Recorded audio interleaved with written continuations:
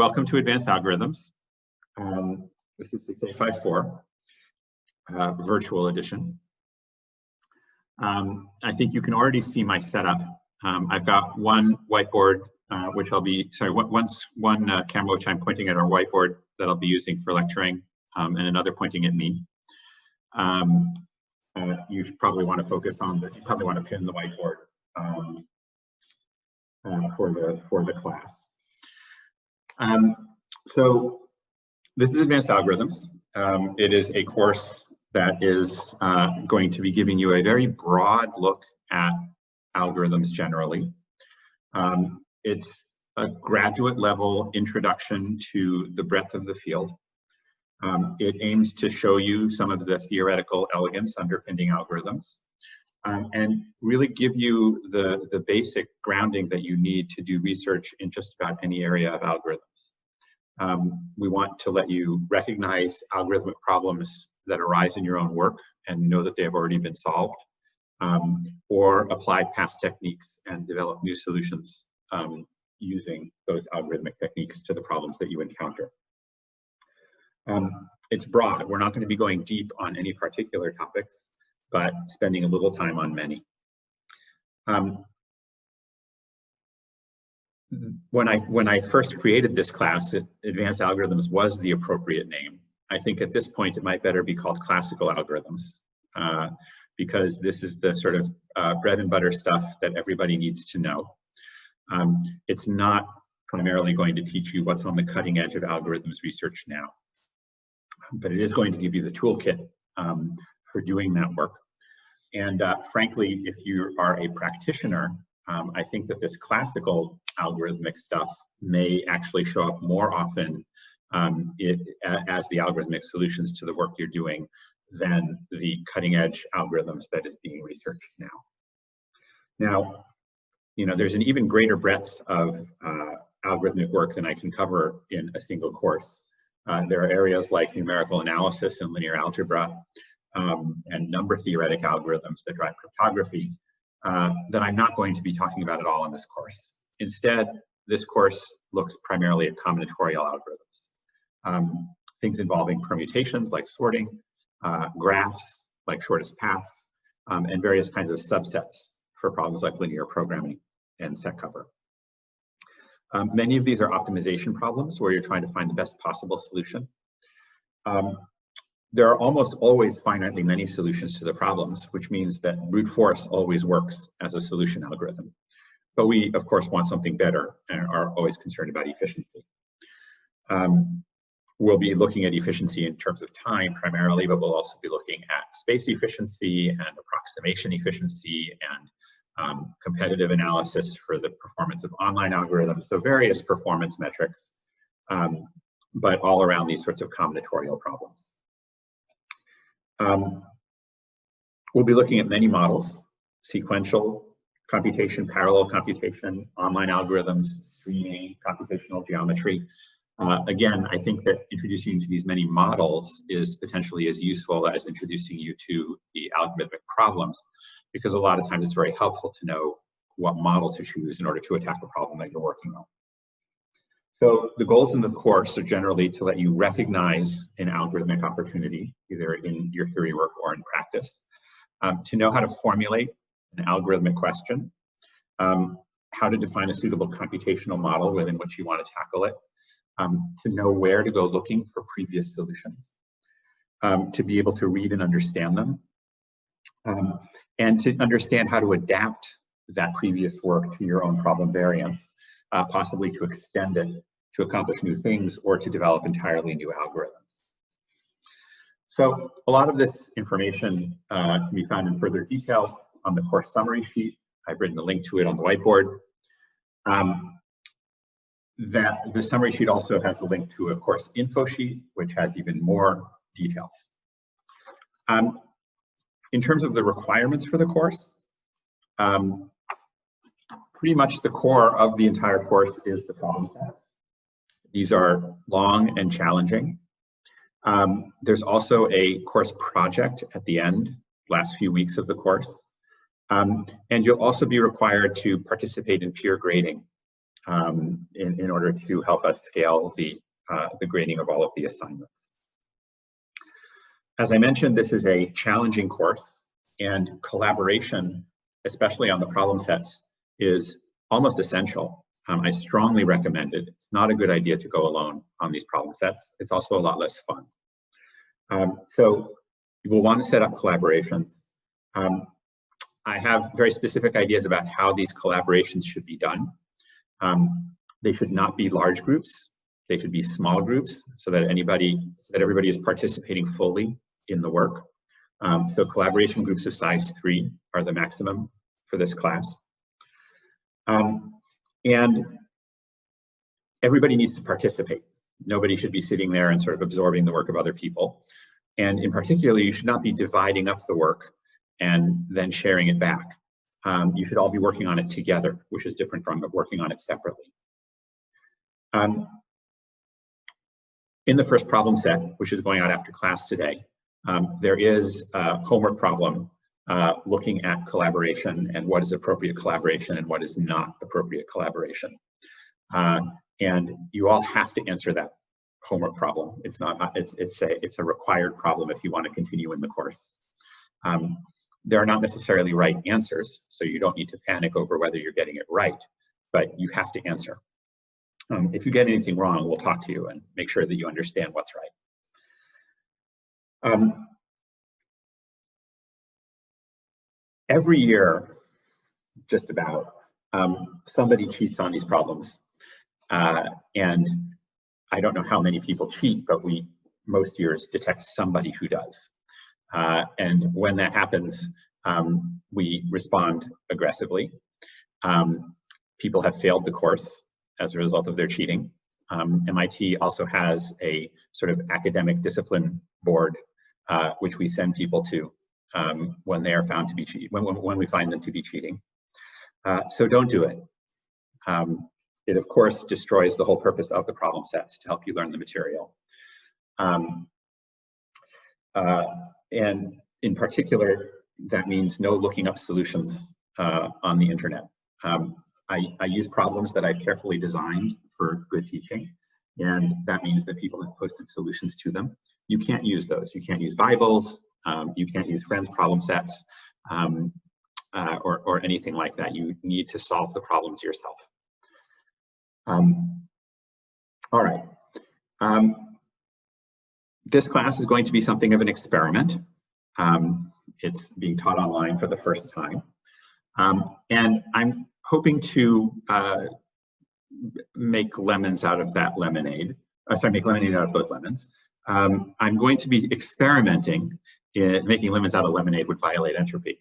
I'm going to be carrying out some experiments to figure out the best way to carry out this online teaching. I'm going to be experimenting with different ways of lecturing. So today I'm giving a lecture in real time, which will be recorded for later viewing. But this real-time lecture is going to allow you to ask questions in real time.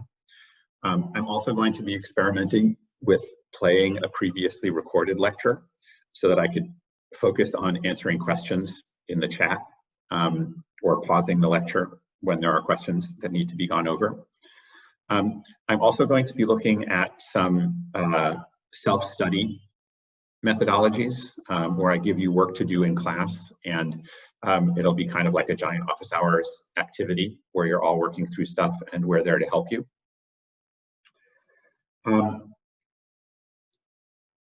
And I'm going to sort of come up with some other ideas to try during the semester. I'm also going to be experimenting with the problem set structure. I'm concerned about the fact that many students are going to be isolated this semester, stuck at home, probably going to make it quite hard to get to find problem set groups and so forth. So we're going to be doing some shuffling of collaboration groups during the semester. You won't be able to keep your same old collaborators all the time. And we're still working out the details of that.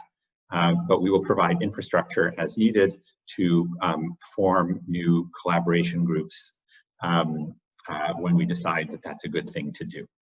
And we are also going to provide some infrastructure for getting your first collaboration group together, which we'll need to do fast because, as I said, there's a first problem set going out this evening. Problem sets will go out on Wednesday and will be due back the following Wednesday. We have a Slack point policy, a way for you to get a certain number of automatic extensions on handing things in. There is a generous budget, so anybody who is making a reasonable use of their time is going to be able to use those Slack points if they have to, miss several days for a conference or get sick or anything like that. You won't need to get an excuse from us, or you won't need to get permission from us. You'll just be able to use those Slack points however you like. But they are intended to replace, not supplement, requests for extensions. If you burn through your Slack point budget and come to us with a request for an extension, not only are you going to have to justify the extension, you're also going to have to justify all of the times that you took Slack points before. So make sure that you have an accurate record of why you have taken various Slack times, and make sure that those are all suitable excuses. Otherwise, we won't extend beyond the Slack point budget. When I teach this course in person, I like for it to be extremely interactive. I like people to interrupt me and ask questions. And I'd like to try to maintain that in this online lecture format. So please do feel free to raise your hand using the icons in the participant window. The TAs will interrupt me if there is a hand raised that I don't notice. When they do that, you can unmute and ask your question. If you think it is a good time to, well, no, let's leave it at that. So raise hands and somebody will call out.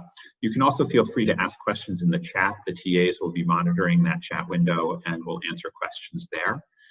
But I like questions to come in during lecture. It tells me what people are understanding and what they're not, and gives me more of a sense of whether I'm lecturing at a reasonable pace.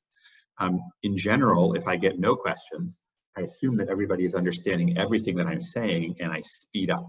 So if you want to control my pace, you should ask questions in order to slow me down.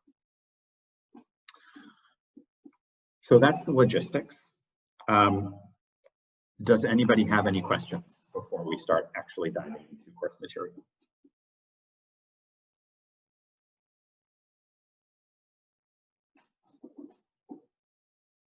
How are the collaboration groups assigned?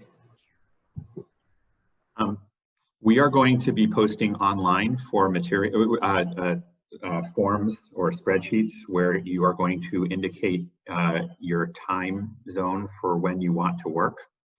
And we will match people up according to those availabilities to make collaboration groups. Okay. For this first problem, right, that's how we're going to do things. So you should look to the course website where we will post announcements about things that you should be filling out. The course website already has a link to a sign-up sheet where we need information from you about your background and such. And we will be using that sign-up sheet in order to create the mailing list for the class by which we will be distributing announcements. So make sure to get yourself into that mailing list. Okay. Are there other questions?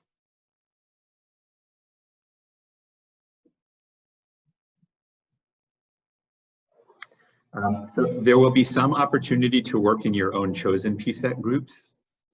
And there will be other times when we ask you to collaborate with other people.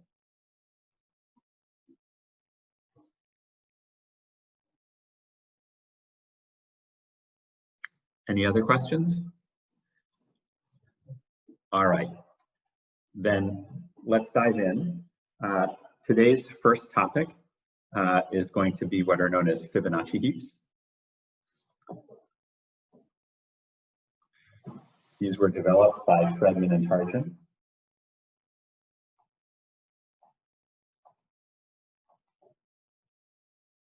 In 1985. And they were developed in order to solve a specific class of problems, primarily shortest paths and minimum spanning tree.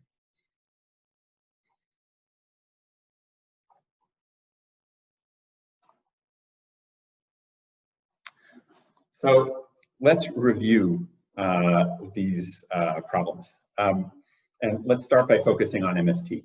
So can people remind me of the basic algorithms that we know for minimum spanning tree? Just pop up, just unmute yourself and speak up.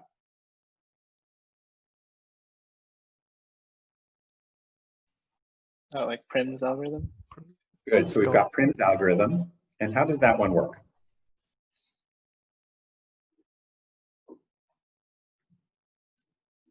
Is it, I remember correctly, it's just like a greedy algorithm where you keep on adding the lowest cost edge. Right. So you keep adding the closest neighbor to the tree.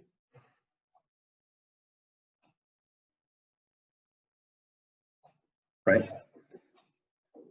What other algorithms do we have for minimum spanning tree? Kruskal's algorithm. Great, Kruskal.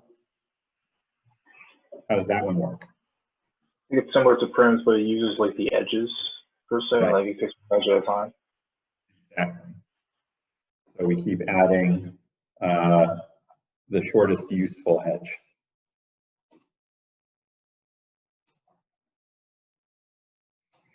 Okay, which is that is we add the shortest edge that connects two vertices that are not currently connected. There's one more, which I actually consider the most basic algorithm, but which is taught a lot less. Brute force? Brute force. I mean, these are both very greedy and so arguably are brute force. I mean, there is arguably, I suppose you could try all trees and add them up, add up their edges and take the cheapest one. That would be exponential time. But no, I'm thinking of something else. Borowka? Yes. So Borowka's algorithm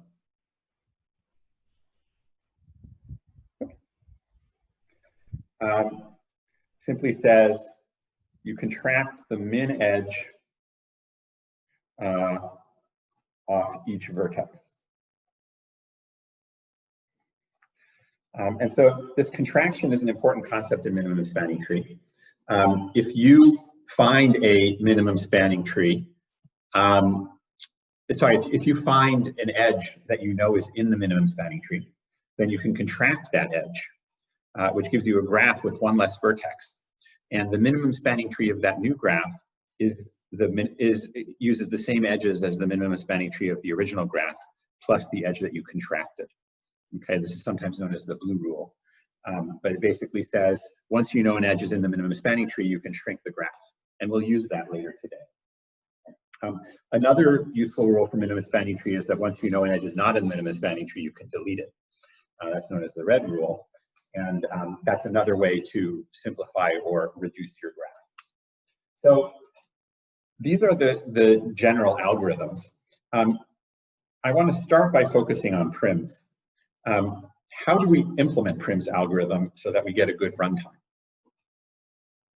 We need something that lets us keep track of each vertex according to how close it is to the tree that we're growing. That is the distance of that vertex from the tree, the smallest edge from that vertex to a vertex in the tree. And we then need to repeatedly find the closest neighbor, the one whose connecting edge is smallest. So what sort of data structure do we use for that? Priority queue heap. Yeah, we use some kind of priority queue.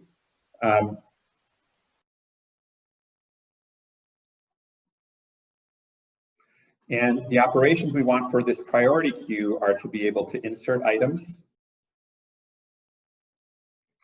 And we want to find the minimum and delete it from the heap.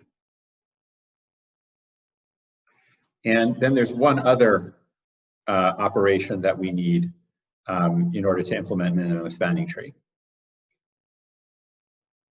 Anybody know what it is?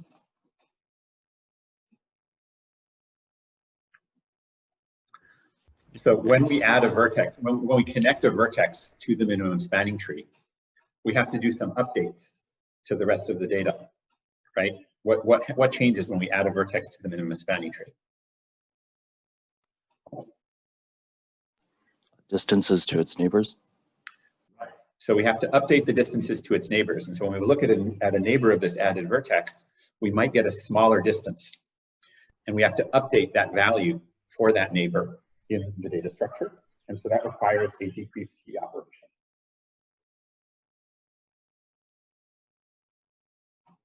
Right? If you think about it, these are actually exactly the same operations for Dijkstra's algorithm, right? So Prim's algorithm is basically equal to Dijkstra's shortest path algorithm, right? There too, we keep a list of neighbors that might join the shortest path tree. We look for the closest neighbor, and when we add that closest neighbor to the shortest path tree, we update the neighbors of that vertex we just added. The only difference is the cost function, right? So when we look at the appropriate label or key for a vertex that's not in the tree, in Prim's algorithm, that key is just the value of the one edge that connects you to the tree.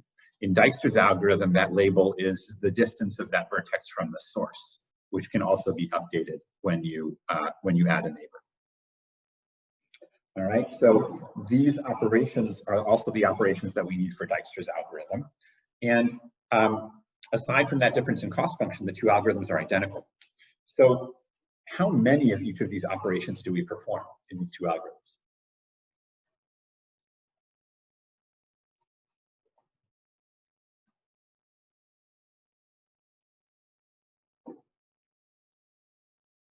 Ooh, somebody wants me to scroll the board up. There isn't any more board, don't worry. I'm about to switch to the next board. Can you repeat the question? Yes. So I've got these three operations that are needed in order to implement Prim or Dijkstra's algorithms: insert, delete min, and decrease key. And what I'm asking is how many of them are there for a given graph? So if I have a graph with n vertices and n edges, then in terms of n and m, how many of each of these operations do I perform in running Prim or Dijkstra's algorithm? In Prim's algorithm, we would be inserting O of n times for each vertex. We'll be finding the minimum for n times once for each vertex we add in. And we would decrease key O of m times each time. Like when we add one, we need to check odds neighbors. So exactly. That's about m. So basically, each time we add a vertex, we look at all of the edges incident on that vertex and do decrease keys, which means that we're doing one decrease key operation per edge. So that's the total number of operations that we perform. So now, through the magic of technology, I will scroll forward. Okay. So what's the runtime for this? Well, this depends on our particular priority implementation, or our particular implementation of a priority queue. And so we're all familiar with the heap data structure. Actually, I forgot to mention in the class logistics, but I am assuming that you have a very solid knowledge of undergraduate algorithms, and I'm not going to spend any time on that stuff. That is a given for this class. So if we use a standard heap, what are the runtimes for these three operations? Actually, let me keep it over here. Well, for a standard heap, let me give an answer. How long do these operations take when we use a standard heap? Log n. Yeah, they're all order log n, right? And that means that the runtime for a heap is going to be equal to order m plus n times log n. Okay, and that's the runtime we're used to for Dijkstra's algorithm and Prim's algorithm. Okay. So now we introduce one of the most fundamental and powerful ideas in algorithms, which is balancing. So if we look at our algorithm, we see that we are performing far more decreased key operations than insert and delete min operations. So if we can somehow speed up the decreased key operations, possibly at the cost of increasing the inserts and delete mins, that's going to be a net win for us, and we're going to get a better runtime overall. So some of you may have seen in your elementary algorithms classes a small modification that can be made to the standard binary heap in order to make a better trade-off between insert and decreased key.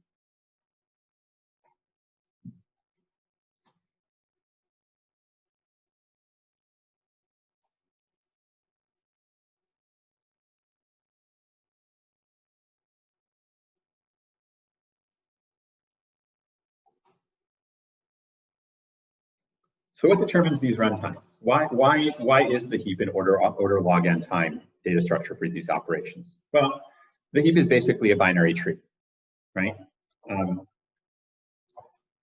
You maintain what's called a heap ordered tree, where each node is smaller than its children, and that guarantees that the minimum node is at the top of the tree.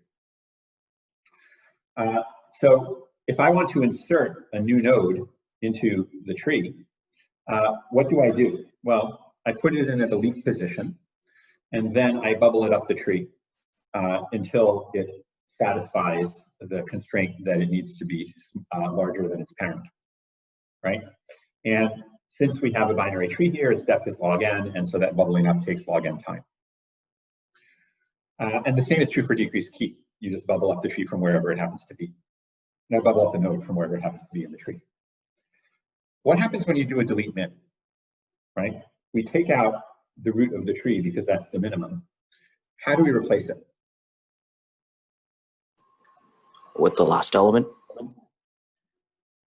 Okay, so we can take the last element out and put it into the root, but now we're violating the heap invariance, right? So what do we have to do in order to recover the heap invariance? Just pick the smaller of children, make that the parent, and then keep doing that downwards. Once we have put that leaf node into the root, we actually need to send that down. It needs to go down through children until it gets to the right place in the heap. And again, the heap invariant is restored. Now, this is actually a more expensive operation because you have to send it to the smaller child, right? Which means you have to look at both children of the tree in order to know where to send it. If you use the larger child, then when you promote that larger child, it's going to violate the heap invariant. Okay, so that's the way these basic heap operations work. And as I said, the runtime is basically determined by the depth of this tree. So what might we do if we wanted to make the tree shallower?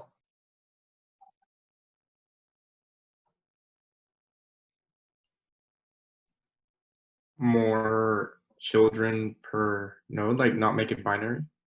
So we can use what's called a D heap instead of a binary heap, where we have D children per node. Okay. So if I have D children per node, what's the height of the tree going to be?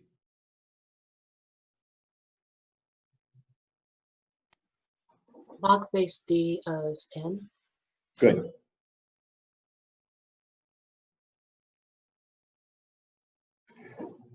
And what's that going to do to our runtimes? How long is it going to take me to do an insert or a delete min? Sorry, an insert or a decrease key? It's still O log n? What kind of log? The height of a tree, right? Log base D. It's log base d, right? If we change the height of the tree, right, the time for insert is equal to the height of the tree. So a shallower tree makes a faster insert and delete, insert and decrease key. But there's a trade-off. What does this do to delete min?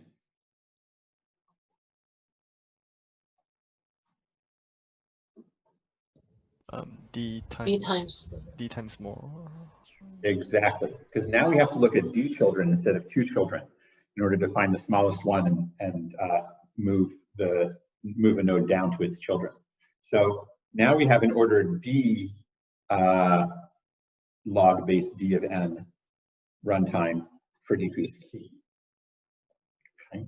So if we put that back into our Prim-Dijkstra algorithm, we end up with a running time of order m times log base d of n plus nd times log base d of n. Yes? Okay. And so now this parameter d is one that we can choose to optimize our algorithm. So how do we do that? How do we pick the optimum d in order to make this runtime as small as possible? Well, if we were mathematicians, we'd use calculus. You know, set the derivative with d to 0. But since we're computer scientists, we can be much sloppier, right? Since we're working in asymptotic terms, we don't care about the constant factors. You can balance these two quantities by setting them equal. All right, and that gets you the minimum to within a factor of 2. And I'll leave it you to sort of play out the asymptotic analysis. The point is that the minimum is less than half the sum, and so you can show that asymptotically setting them equal gives you something which is within a factor 2 of the smallest possible value. All right, now both of these have a log base d of n terms, so we're basically going to set m equal n times d, d equals m over n. And so if we plug that in, we get a running time of order m times log base m over n of n. Okay. Now, that doesn't look like a giant improvement, but it does give you something. For example, if m equals n squared, right? If you have a dense graph with almost all of the edges present, then this is a linear time algorithm instead of the m log n that you would get with a generic, with a standard binary heap. Okay. Okay, so any questions about that? So that's just some basics, kind of filling in the background of shortest paths and Prim's algorithm. Now we're going to get into some more sophisticated algorithms and look at Dijkstra's algorithm.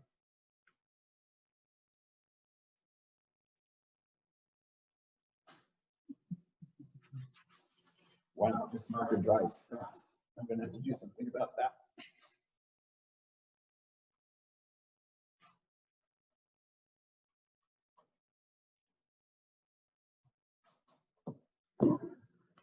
So now we're really going to get into our discussion of Fibonacci heaps.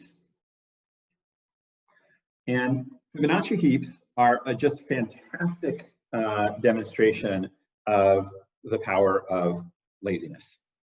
I think all of you as MIT students understand this quite well, that you should never work unless you have to, because there's too much work to do.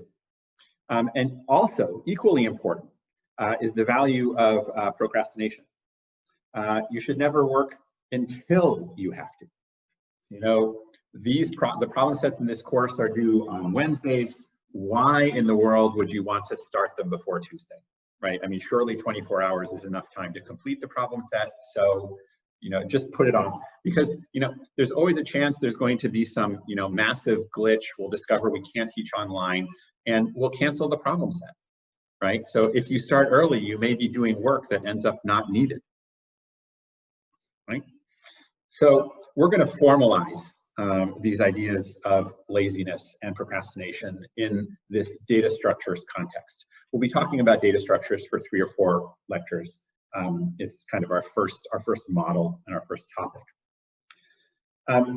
So the core idea in data structures is to be lazy, to do the minimum amount of work, and to push off work as long as possible. And when you're forced to work, make it count. So in general, the reason you're forced to work is that your data structure has gotten complicated, so that it's no longer easy to answer questions. And so if you're going to work hard to answer some question for the data structure, you use that work not just to answer the question, but also to simplify the data structure, so that the next time you have a question, the data structure is simple again. Okay. And so another way to frame this is in terms of an adversary. There's an adversary who you can think of as your thesis advisor, who is trying to make you work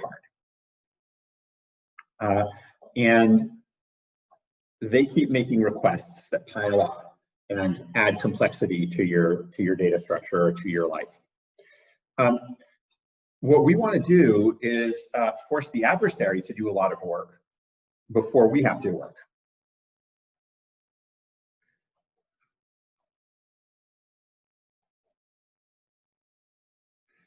In other words, we're going to force them to make a lot of requests of us.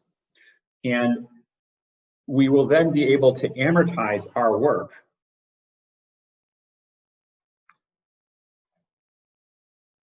versus theirs. So if they have to do a lot of work in order to make us do a lot of work, then the sort of ratio, the amount of work that we do per request, is going to be very small. Okay. And we are going to formalize this using something called a potential function.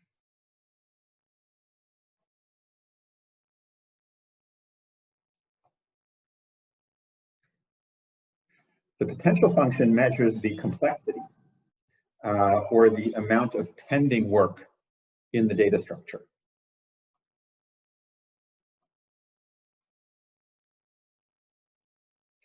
And when the adversary makes requests, those are going to increase the potential.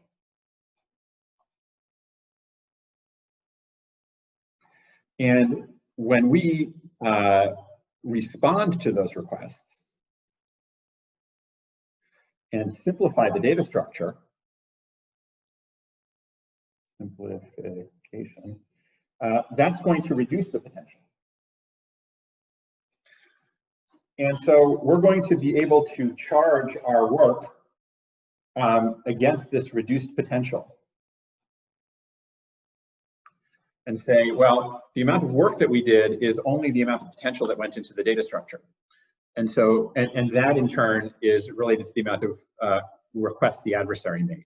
So that will let us bound the work that we have to do per request. Okay. So I still haven't told you why it's called Fibonacci heaps, and that we will reveal at the end of the analysis. So let's see how far we can push this lazy concept. And let's take it one operation at a time. So let's imagine that we're doing an MVP, a minimum viable product for our heap, which only offers insert as the only operation. What is the minimum amount of work that you can do in order to satisfy the contract for insert?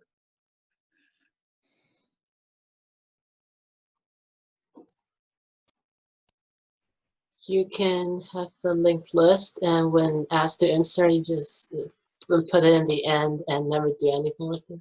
Great. So we can take a linked list or an array, but either way, right? We can just take that item and push it onto the front of the linked list. So that's order 1, right? Now that's pretty good, but I can actually do better. Do nothing. Yeah, I can just say, okay, right? Whenever somebody asks me to insert something, I just say, okay, right? I've met the contract. since the insert doesn't actually require me to return anything. And that way I don't have to, buy any computer memory, so I don't actually store anything. Of course, that breaks down as soon as I also have to support delete min, right?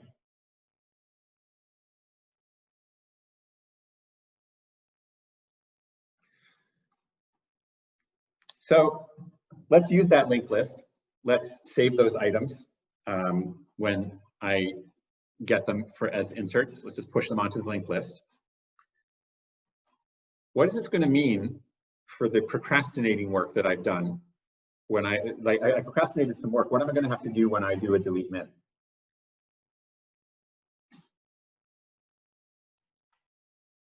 You're going to have to look at everything and find the minimum. I'm going to have to scan for the minimum. And how long is that going to take? O number of elements. Yeah, so that's going to take order n for my n elements. Okay. Now, is that good or bad? Well, it depends how you kind of assess it, right? So in order to make me spend order n time on a delete min, the adversary is going to have to insert n items, right? So that means that it's only order 1 per inserted item.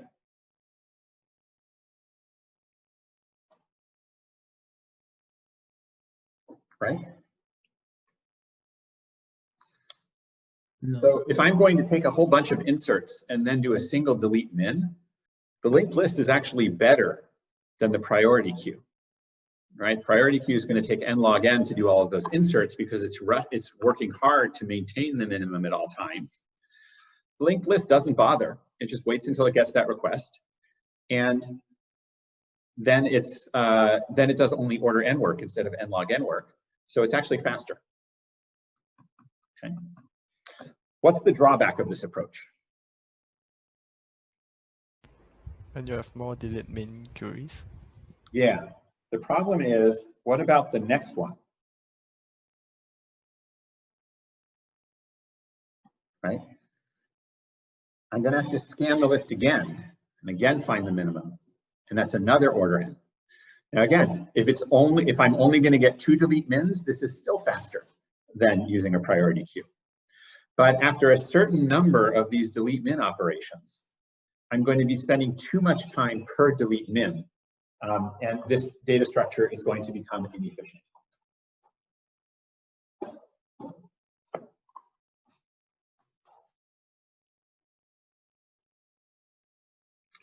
So we invoke another part of the principles that I outlined.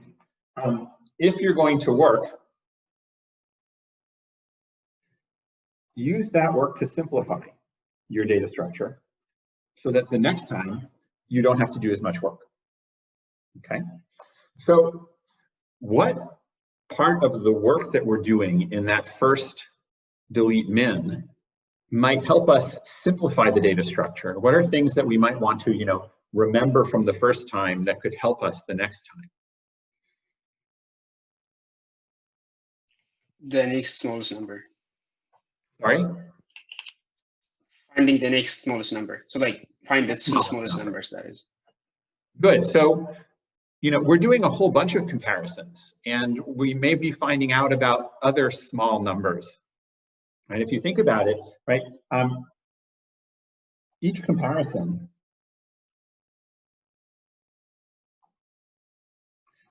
reveals a smaller, larger result, right?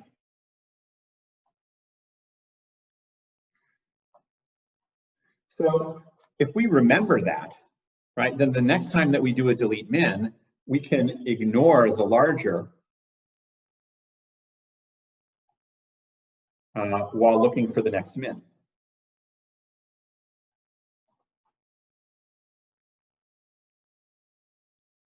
Right? So a little thought suggests that you could represent this using trees.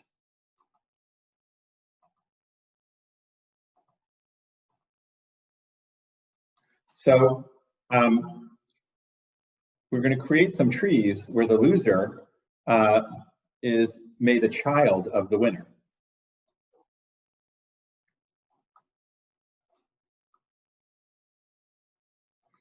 Right? So I can take two nodes and compare them, and the loser can become a child of the winner.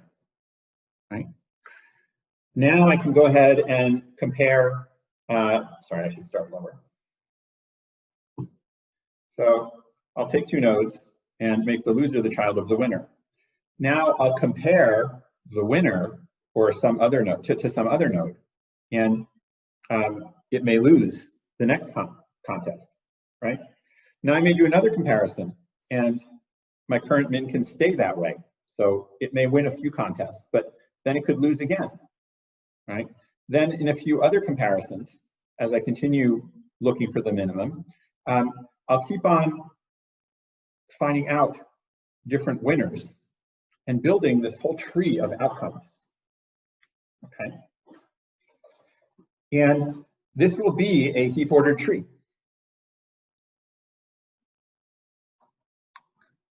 As I discussed in the previous whiteboard, right?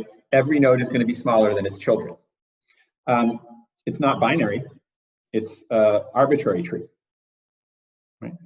Actually, you know, if we've done a scan and a compare, it's not a completely arbitrary tree. You'll notice that the structure that we get is kind of a long chain with leaves hanging off of the long chain. This is called a caterpillar. Graph theorists are very poetic and have names for all of the different pictures that show up when you make graphs of different sorts. Okay, so we have a caterpillar, and the min is at the root. So now when I delete the minimum, what happens? Well,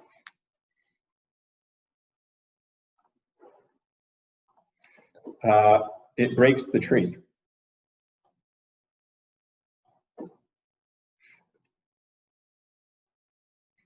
Right? But I claim it leaves me in a better situation for the next find min or delete min. What do I have to do for the next delete min?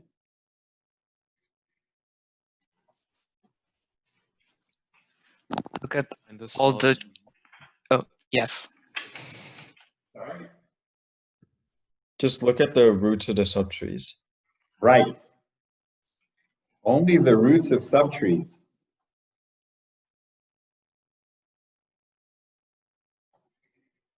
Are candidates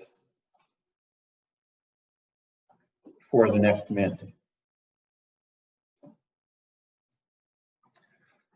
And that's great, right? You see here, instead of having to compare all, whatever, 16 of these nodes or so, I only have to look at the 4 children of the min in order to find the next min. Okay. So that seems really promising, right? I had to do that scan, but I used the scan work to simplify the data structure, to eliminate a lot of the nodes from consideration for the next time. And that means that I have to do less work on the next scan, right? So is this the answer to our problems? Does using this, you know, should we forget about binary heaps and just keep a heap ordered tree like this, which we shatter when we do a delete min and reassemble in order to find the next min? Or does that sometimes fail?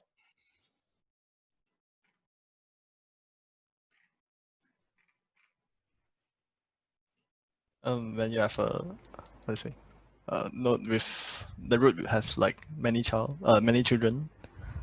Yeah. Yeah. I said that this constructs a sort of arbitrary tree, right? And that arbitrary tree could be bad, right? So what could happen is if you start with the min and you go on and compare that min to every other node. In that case, the tree that you build is just going to be a star. It's going to win every single comparison, and it's going to give you a tree that looks like this. And now, when I do the delete min, I'm going to get a bunch of isolated nodes again. And I'm going to have to spend order n work again, scanning and sort of competing all of them in order to find the next min. Okay. So if you think about it, what we have here is a problem of birth control, right? So the problem is that you're letting one node have way too many children, right?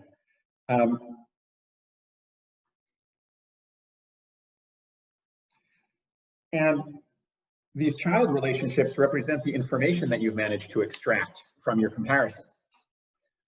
And so you find out a ton of information about this minimum node, but now you delete the minimum node and all of that information becomes useless. So what we want to do is somehow spread the information around, okay? We want to limit the number of children that's created per node, so that when we do a delete min, it doesn't generate a tremendous number of new trees that have to be compared, right? If you think about it, our analysis of the runtime for delete min was that it is equal to the max number of children that we might encounter. Can you move the board up? Yes, sorry. There we go. Does that make sense? So if we can find some way to do this consolidation of the trees, this competition between nodes, in a way that keeps the maximum degree small, then we will have a fast heap data structure.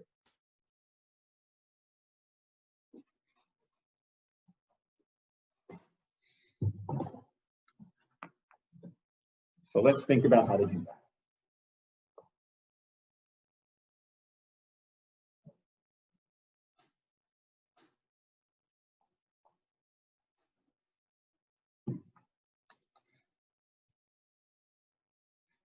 So the problem that we had that created this star was that one node was in all of the competitions, right? And it won all of them. So we end up with this star shape. So one way to ensure that we don't have a node with too many children is to arrange for a competition where no node plays too often, right? So any thoughts on how we could run a competition that guarantees that no node plays too often?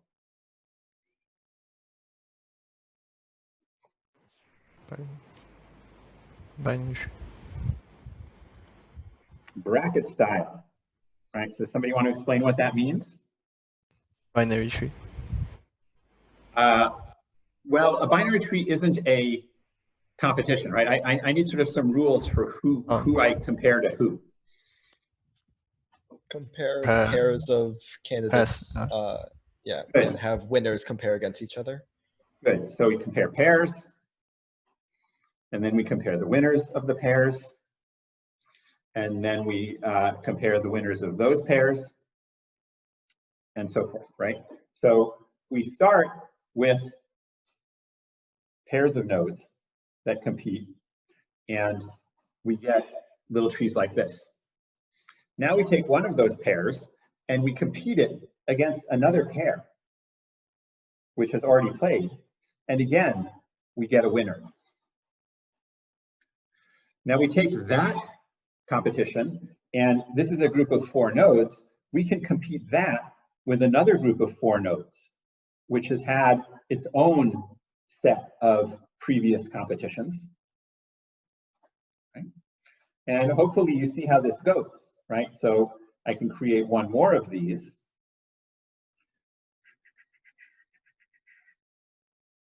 Oops.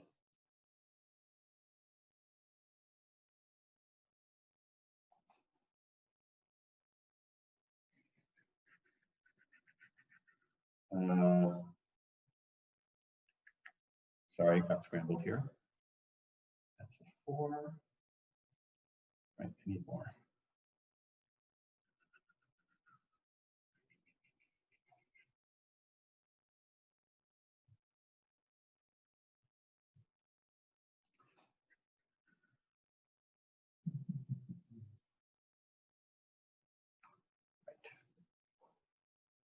So far, so good? No, that's too many. Sorry. Let me try that again.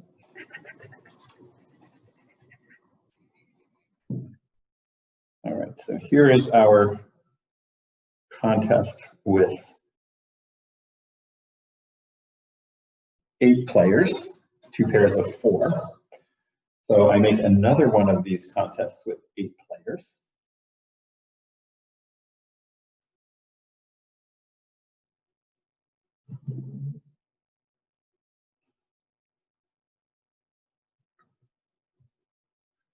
And I tie them together. Okay, sorry, let me level this better.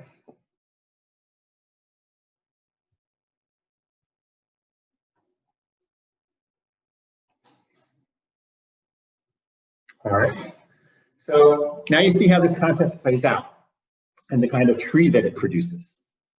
Okay. Now, this tree is known as a binomial tree.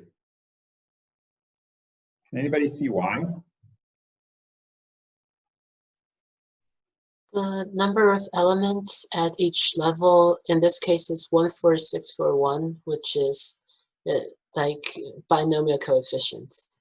Exactly, and where did that come from? Well, it came from the fact that I was adding 2 trees that had, right, so here we have a 1, and if I look at this group of 4, we have a 1, 2, 1, and if I look at this group of 8, we have a 1, 3, 3, 1, and if I look at the whole set, we have 1, 4, 6, 4, 1. So this is not a binary tree, but it is a tree where the different levels map out the binomial coefficients. And what's crucial is that the sort of layer H or version of this binomial tree has 2 to the H nodes, right? And what is the max degree of this layer H tree?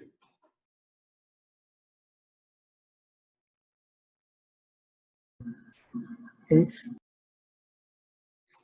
That's right. It's just the number of rounds that happened in this tournament, right? Each time you run around into the tournament, each winner gains a child. So the node that wins all of the rounds is going to have H children. Okay. So if we invert this, we know that an N tree has degree log base 2 of N, right? And that's great.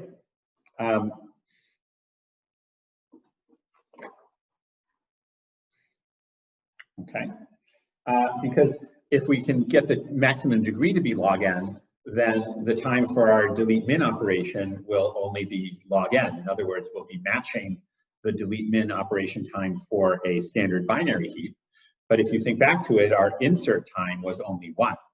So this is an improvement over the binary heap. Unfortunately, it's not that simple because the usage of this data structure does not require that first you do a whole bunch of inserts and then you do delete min, right? These things can interleave. So we need to generalize this to interleave inserts and deletes. Okay. What we're going to do is we're going to record each node's degree,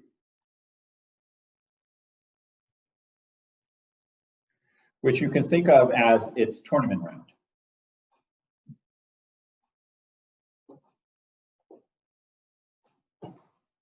Right? And we will only play nodes together that are at the same round, that have the same degree. So we will only link same degree heap ordered trees. Okay, and this is known as the union by rank heuristic.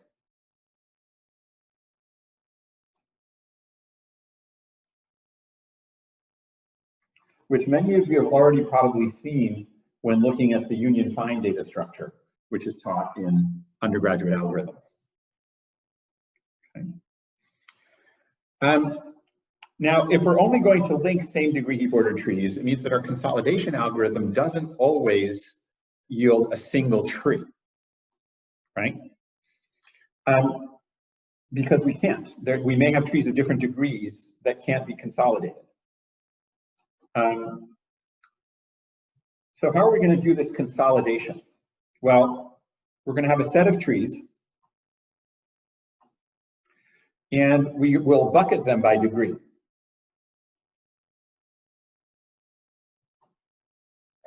Okay. And since our max degree is going to be log n, we're only going to have log n buckets.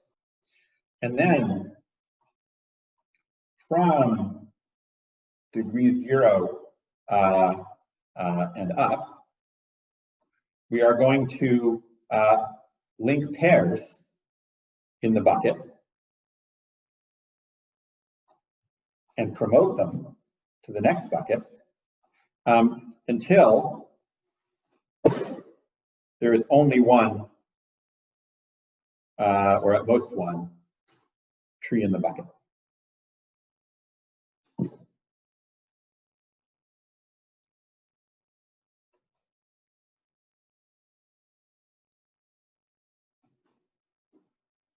Does that make sense?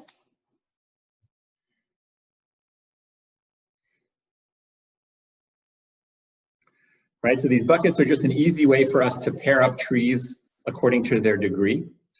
And if I have 2 trees of degree D in the bucket, I'll compete them. I'll get a tree of degree D plus 1, and I'll move that into the D plus 1 bucket. So at the end of this process, I'll have at most 1 tree per bucket. So I may have log n trees, but not more than that.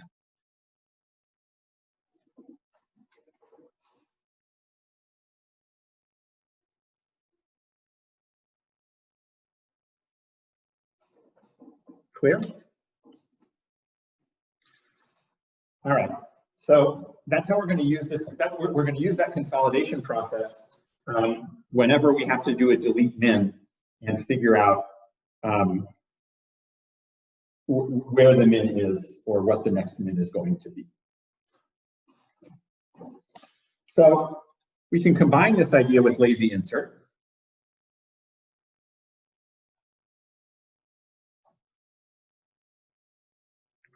Okay, so we're just always going to have a collection of heap ordered trees. And an insert is just going to add a degree 0 heap ordered tree.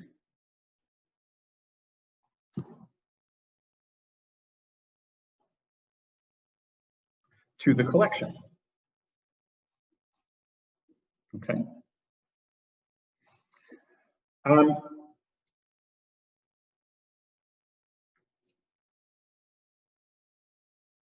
And then on a delete min,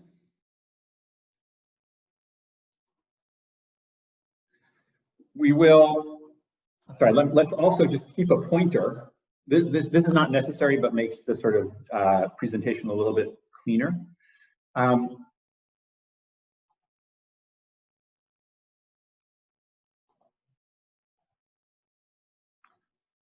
So always keep a pointer to the current min.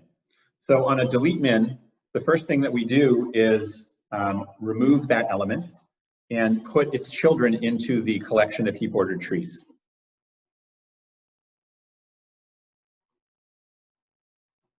Right?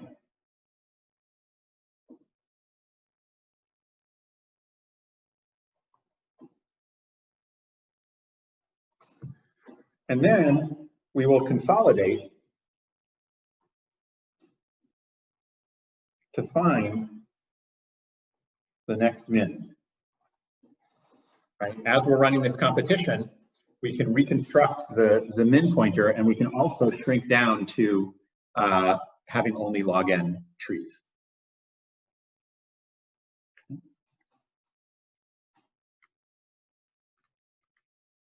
So the question is, what can we say about the runtime of this data structure? Insert is nice and fast, it's order 1. But how bad can delete min be?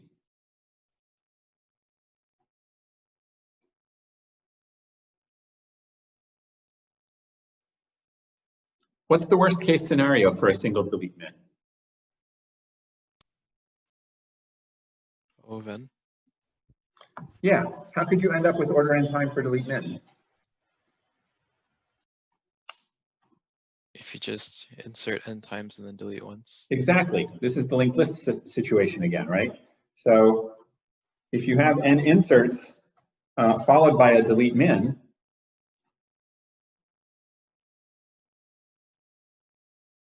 then it's order n to do that delete min.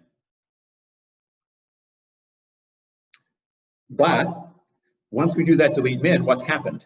Well, we've collapsed that set of elements into a collection of log n heap ordered trees. And that means that our next delete min is not going to cost us order n. So this single delete min is amortized order 1, and it simplifies the data structure. But we need to formalize this more generally. We need to somehow measure the cost of these consolidations against the runtime of, against the work of doing the many inserts. We need to figure out our amortization. Okay. So in general, what can we say about the delete min time?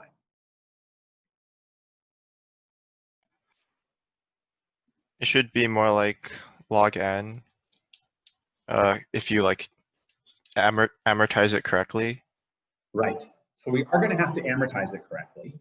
But before doing so, let's look at a single delete min operation. Instead of just talking about the number of insertions, I can say more carefully that the time for the delete min is equal to the number of heap ordered trees, right?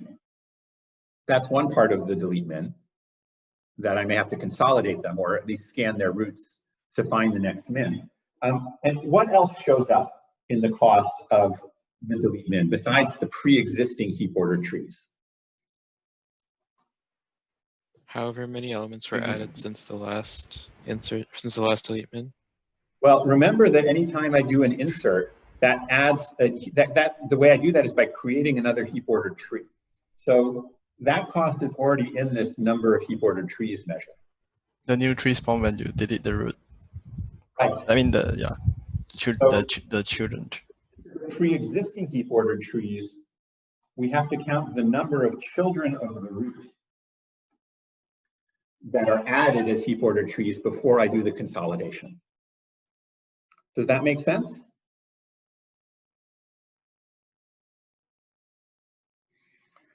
All right, so the problem is we've already argued that the number of children is going to be small because of my union by rank heuristic, right? Since I only merge trees that are the same size, the degree never grows above log n.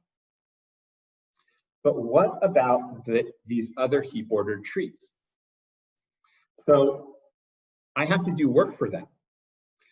But the intuition is that as I do the work of scanning them, I make them go away, right? I put them into competition and they disappear as heap ordered trees on their own.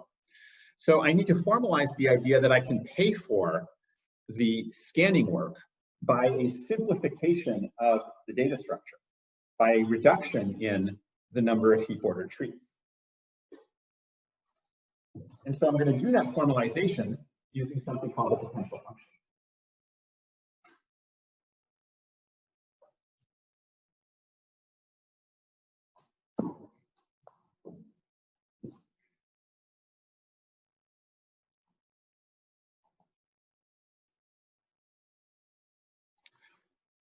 So the idea here is I have a function phi of the data structure. And so as I change the data structure, the potential changes. And in general, I'm going to arrange for operations to increase the potential.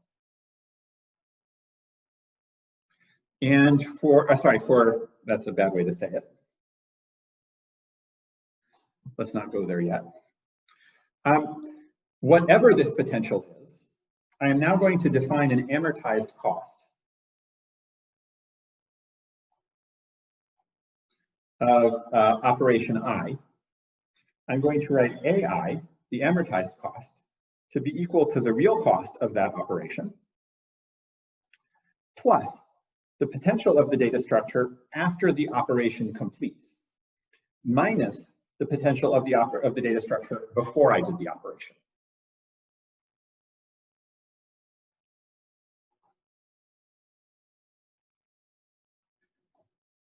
So this is just a definition of the amortized cost. Everybody understand the definition? Now, the reason that this is a useful definition is that the sum of the amortized costs can be written as the sum of these defined quantities. But how do I simplify this sum on the right? Final minus initial. Yeah, Telescope. I have telescoping. Telescoping So series. this is a telescoping series, and basically I have a plus phi in the ith term, but then I have a minus phi in the I plus first term. And so these things all cancel out. And what I'm left with is the sum of the real costs plus the final cost of the data structure, the final potential, minus the initial cost, the initial potential of the data structure. Okay. And what this means is that if the final cost is larger than the initial cost, then I can conclude that the sum of the amortized costs is greater than or equal to the sum of the real costs. And therefore, when I want to talk about the overall cost of executing a series of operations, it is valid for me to use the sum of the amortized costs as an overall cost, and I know that that is actually a valid bound on the real cost of these operations. Does that make sense? This is a really critical idea. And so the thing to notice is that this potential function is just an accounting gimmick. It never shows up in the data structure, right? It just helps us move stuff around so that we have an easy way of bounding the cost of a series of operations. Okay, and in particular, it is sufficient to have the initial cost, the initial potential be 0, and the final potential be greater than or equal to 0. And having 0 at the start is pretty typical. If you start, in general, an empty data structure will have 0 potential.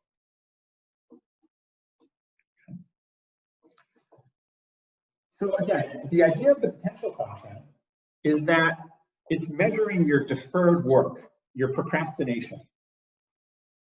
Okay, so if there's a lot of work to be done, you're going to see a large potential. And then when you do the work, the potential is going to decrease, and that's going to pay for the work that you're doing. It's just like storing energy in a battery.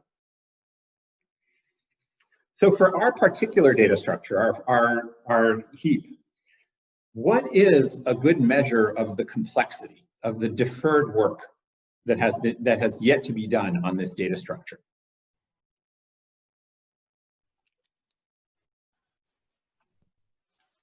The number of heap ordered trees? Exactly. We're just going to take the potential to be the number of heap ordered trees. Okay. So I have already argued that the real cost of an operation is just equal to the number of heap ordered trees plus the number of children of a root. Right? But if I now go back to the definition of amortized cost,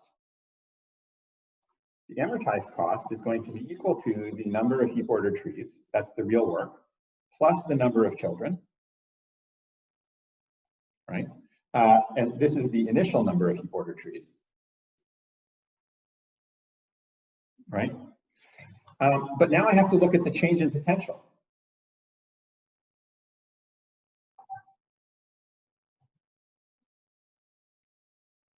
Right? So what is the final potential? What is the final number of heap ordered trees? Actually, let's start with the easier. What is the initial potential? Well, we've defined that as the initial number of heap ordered trees. Right? So you see right away that these two quantities are going to cancel. Right? Now, what is the final potential?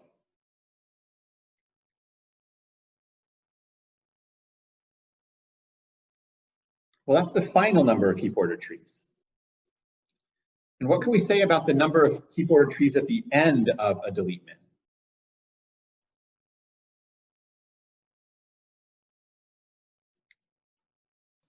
Since there is one tree per degree level, and we argue that the max degree is log n, it's O of log n.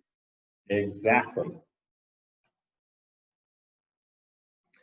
Right? So the amortized cost is the degree plus the degree. Right? Because we have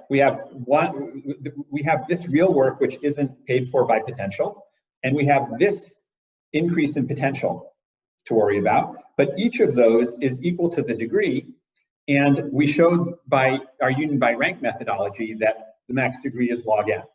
And so we can conclude that the amortized cost of each operation is order log n.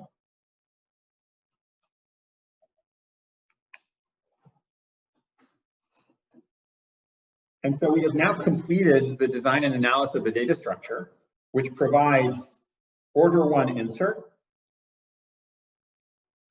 and order log n amortized delete min, which is better than a standard binary heap. But it's not good enough for our purposes because we're still missing decreased key.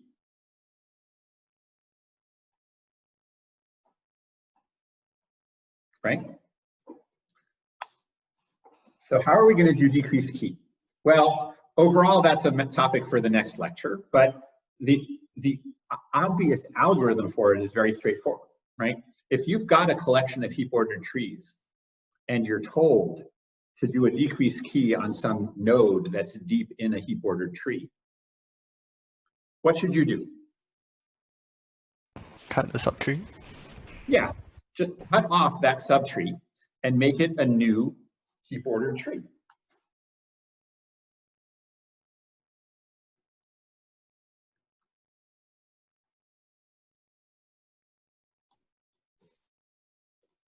Problem solved, right? We have now created a heap ordered tree. We've now restored the heap invariant. Every heap ordered tree satisfies the heap invariant. It cost us order 1 time to do that decreased key. So are we done? Do we now have a great data structure which gives us order 1 decreased key?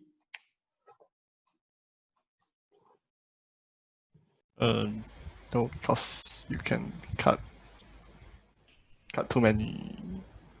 What do you mean cut too many? I mean, Wait. I'm just doing 1 cut per decreased key. Cut.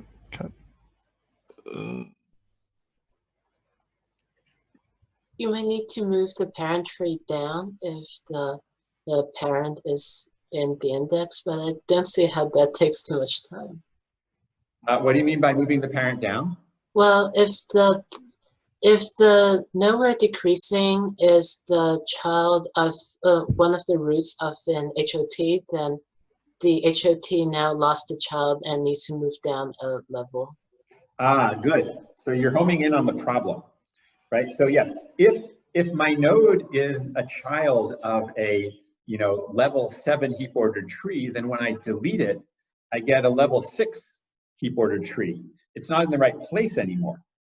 Right now, that's actually not a big deal. I could just move that level 7 heap ordered tree down to the level 6 bucket, right? But it's worse if what I delete is not a child of a root. What if I delete something that's way down in the bottom of a tree, right? What I get is no longer a tournament tree, right? It's not a binomial tree anymore because it doesn't have the right shape. So these arbitrary cuttings of trees can produce trees which are not binomial trees. What's the problem with that? What did I rely on about binomial trees? Well, we needed The their size size. of the Right. So if you think to about power it, n. the key, one of the key insights here was that having a degree, that the size of the tree was exponential in the degree of the root, and that meant that no degree was large. But if we start taking nodes off of the bottom of the tree, it is no longer necessarily true that the size of a tree is exponential in the degree, right? We could take away everything except the children, but and be left with a tiny tree of large degree. And so if we now consolidate that, we're going to get even bigger degrees. And so basically, this pruning has the potential to destroy our low degree invariant. So that's going to be the topic for next time, is to think about how can we prune while still preserving the low degree that we need in order to argue our good amortized time bound. So we'll pick that up on Friday. All right, so that's the end of the lecture for today. And as I said, go to the course website, look for announcements of things that you should sign up for, and look for a posting of the problem set. I'm happy to take questions about the material or about the logistics. And if the TAs can stay on, we might as well use this for our staff meeting after everybody else has departed. So any questions? How are the lecture videos posted? So I'm still thinking through that. I will probably actually put them up onto YouTube because that will allow us to use this tool that I've got called NB to let people ask questions about the videos and get answers to them right in the videos. But we might, if that turns out to be too complicated, we might end up just posting them onto the course website.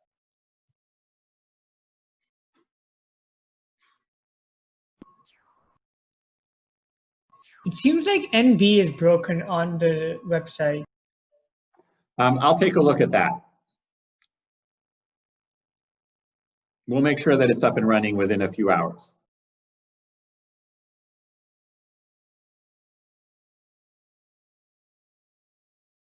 Anything else? All right, then I will see you on Friday.